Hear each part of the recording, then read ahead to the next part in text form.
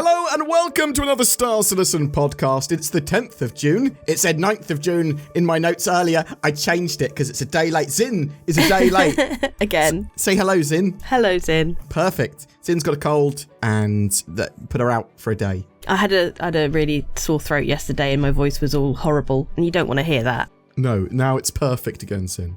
Perfect. We're going to be talking about Alpha 4.2 as it plows towards its live release. We actually have a rough timescale for its live release as well now. We've got Alien Week incoming. It's going to start on Thursday, I believe. And I just wanted to talk to you about a couple of other bits and bobs, like the CIG responding to the servers dying on a post, and that's the sort of main issues we've got with 4.2 performance and servers. But yeah, let's start with Alpha 4.2's in. When do you think this is going live? Next week. Perfect. That's great. That is when it's going live, according to CIG. You've just edited a video for me with that information in. Yep. Oh no. Well, yeah. So Zin's also confirmed that it's next week, which means that it's probably pretty accurate. You watch, they're going to release it Friday now. I mean, it's possible because of Alien Week stuff, but I'm thinking more that the Alien Week stuff they'll release, and if there's something new there, which almost certainly there is, they'll go, and that's going to be released with 4.2 next week. Yeah. It's not like there's an event on or anything, is it? No. So, yeah, is anything additional going to happen during Alien Week other than just sales? Possibly. But I suppose we'll talk about that in a moment. Because we've got the Argo Atlas IKTI is, I'm pretty sure, is a Xi'an name, the IKTI. Mm. So maybe it is all connected. I'm not sure it is. Is it Banu? Xi'an? It's alien, right? Well, maybe it is. Because I thought I was Googling it and I found like it was actually a word for something else. Oh. If anyone's got any deeper information on the IKTIs and their design inspirations and what IKTI means, is it Xi'an/alien? Because someone will be like, no, actually it's not Xi'an, it's Banu. And I'll be like, okay, yeah, fair. Without a vehicle page for them, I'm left in the dark. So actually, let's start with this. What do you think about CIG Kohaku's statement on you'll only be able to get some of these vehicles, referring to the ATLS IKTIs, those new combat mechs, in-game only? You'll only not be able to buy them for real money. Do you think that's a good idea? Do you think it's a bad idea? What idea?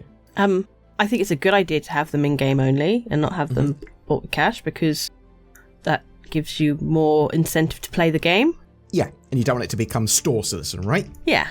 Now, I want to ask you, do you think when he was talking about that inside Star Citizen and then later in Salty Mike's chat, where he said he was going to fight for them to be sold in-game only, he was just referring to one of the variants of the IKTI? Because there's the ATLS IKTI, there's the IKTI Geo, and there's the IKTI Rad. Mm. So it might just be the Rad version, or the Rad and the Geo IKTI that are going to be in-game only, but you can buy the other.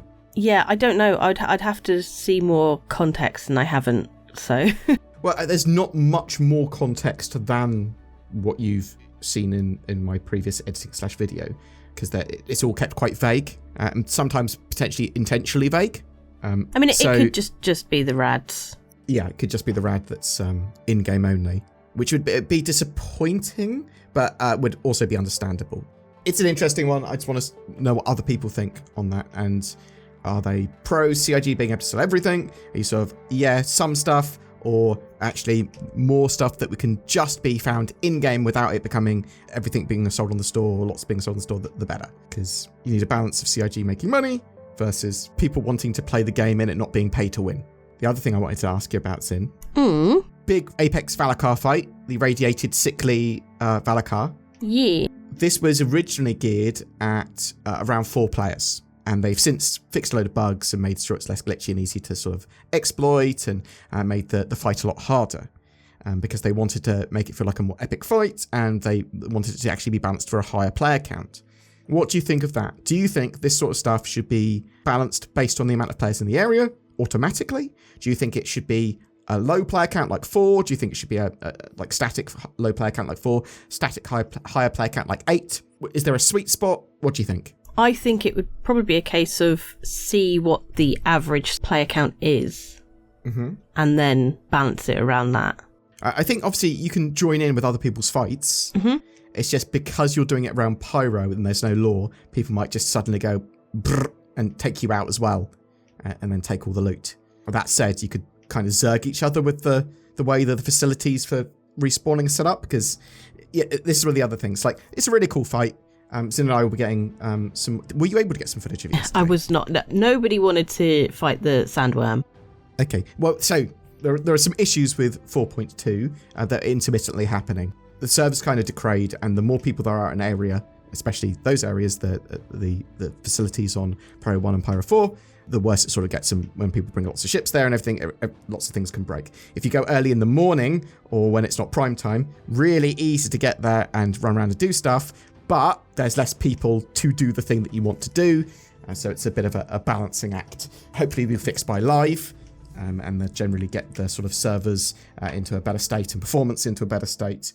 Yeah, it's a really cool, interesting fight. When I tried to get footage, I went there and there were so many enemies. Like, it felt like the spawn was just broken, like they were just constantly coming, because there was like maybe 4 other people there that I saw, but there were like 50, 60, 70 odd NPCs. Oof. Just you know that like when you go down the stairs past the medical bit, and you've got on the left, you've got the where the Valakkar egg is. Like, just in that room, there is about 20 or 30 NPCs. So in the latest patch from last night, they've been more aggressively cleaning up and sort of checking spawns for NPCs and bodies and stuff like that. So a lot of these things contribute to low performance in the areas and aren't necessarily as intended. I know a lot of people were getting like mega mobbed by the Copians, because there's already 8 Copians outside. There were just loads of hunting packs of them everywhere, and they kept on spawning, so that you'd have like 3 or 4 packs just on one person occasionally, which as soon as you get overrun by Copians, it's not great when you're reloading or whatever. But yeah, so I think it's really, really sort of interesting. It obviously needs to be tweaked and all that sort of stuff. So the other thing is they moved out the sort of respawn facility there, so you were able to respawn directly inside the sort of location, the facility on Pyro 1. But now they've put it as little satellite facilities around it with little med bays, and I think you can set some of them to respawn, and you respawn randomly to one of them, so you can't be spawn camped in the same way. I quite like that as an idea. We'll see how it all sort of shakes up. Are you looking forward to anything particular in 4.2's in Valakkar fights, new places to explore? I mean, yeah, I'd like to try and fight the big Valakkar, Apex Valakkar, that's the one. We'll try to get it done either this week or next week. I know we're super busy this week, and you've got some days off and stuff, and I'm planning on attending that Bar Citizen. We'll see what happens. Alien Week! That's on, or starting, 12th of June. That's what it looks like, the Thursday. We've had more and more sneak peeks at Prowler variant. So this has come from the Prowler being polished, and CIG in the newsletter showing off the Prowler a couple of times, just little sections of it. Are you excited by a Prowler variant at all, Zin? Or is it like, cool, add more things to the game, but I don't care. This is probably just going to be used for transporting supplies or IKTIs to the ground or something. Yeah, I'm not massively into the Prowler, so It's a cool looking ship. I like the Tavaran. I think they're a cool sort of race. Be interesting to see them in game one day, because they've been fully subsumed by the UBE. So we'll occasionally see little bird people walking around. We don't know if anything else interesting is happening during Alien Week other than CIG basically doing like shows that are more focused on alien ships and development of alien ships and talking about that sort of stuff, and alien ship sale. And then we're expecting the week after, next week, to have Alpha 4.2 go live. But as I said earlier, that there are problems with servers dying. Lots of people have been talking about this recently, about the live servers. They get into a state where they get degraded and they just slow down. It's not a great experience for anyone. And people are worried that this is going to happen on the PTU build as soon as it goes live. Do you think that's going to just be a constant concern? Or do you think actually we could get CIG release a patch and it will actually be pretty stable for a long period of time on servers? I've always found that the game's generally more stable on live than it is on the PTU. Interesting. I suppose I often play during the Wave 1 builds when they've just got out of IKTI, and they seem pretty good sometimes. I mean, sometimes they're broken, but it's an interesting one. CIG basically trying to balance a year of stability and evolving all this tech, making sure that their servers and server meshing and all that sort of stuff is running well, and players with new capital ships pounding a new area and just ripping apart performance there. I'm going to keep on saying that because it's true. It's interesting to see what CIG's solutions are for this, but I think it is a genuine concern.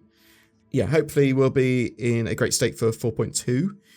I do like the additions that Star Citizen's putting in, and I think that people are going to be very very keen to play this patch. There's a load of new cool stuff in it, a load of cool loot at those facilities, and it's not a mission. It's not an event. It is a permanent sandbox activity.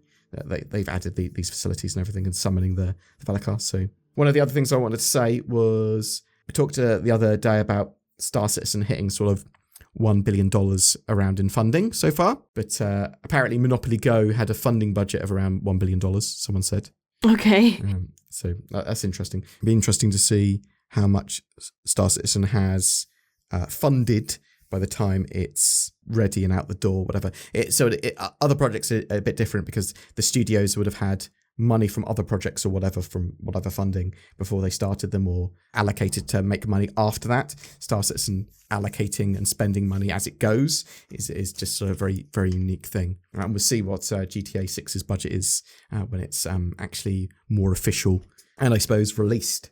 Yeah, that's what I really wanted to talk about. I am interested to know if people think the IKTIs are going to be sold in some form in real money. Do they expect that? Do they think it's just going to be the RAD version that's not, or the RAD and the Geo version that aren't, things like that? Or actually, no, it's very likely they'll just be in-game only. And would you like to see sort of more in-game only stuff? Are you looking forward to Alpha 4.2? Are you looking forward to Alien Week? Are you going to a Bar Citizen this weekend? All around the world, and maybe you'll be able to pick up the new Wicklow-inspired, I think it's a Vandal Skull. Ooh. A holographic Vandal Skull. But yeah, you should get NordVPN. That's in the links below.